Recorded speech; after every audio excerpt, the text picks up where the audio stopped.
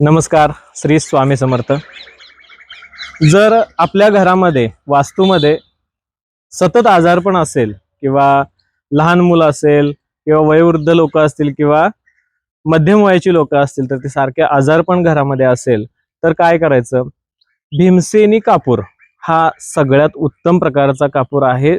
दैवी उपायासाठी तो वापरला जातो. सकारात्मक ऊर्जा त्याच्यामध्ये वाढत असते. ह्यासाठी तो भीमसेनी कापूर वापरला जातो. तर तो काय करायचंय, सतत जर आजारपण असेल तर दररोज संध्याकाळी म्हणजे दररोज तिन्ही सांजेला हा भीमसेनी कापूर आपल्या घरामध्ये जाळायचा आहे. एक 4-5 छोटे छोटे तुकडे घ्या आणि तो कापूर आरतीमध्ये ठेवा किंवा एखाद्या प्लेटमध्ये ठेवून जाळू शकता. आणि होतं काय की घरामध्ये जे काही नकारात्मक ऊर्जा किंवा आजारपणासाठी जे काही आता सायंटिफिक कारण जर बघितलं तर कापूर जाळल्यानं म्हणजे भीमसेनी कापूरमध्ये आयुर्वेदिक सुद्धा भाग घटक जास्ती प्रमाणात असल्यामुळे त्याच्यामध्ये जे हवेत जे पसरलेले जंतू असतात ते सुद्धा नष्ट व्हायला त्याच्यामध्ये मदत होते.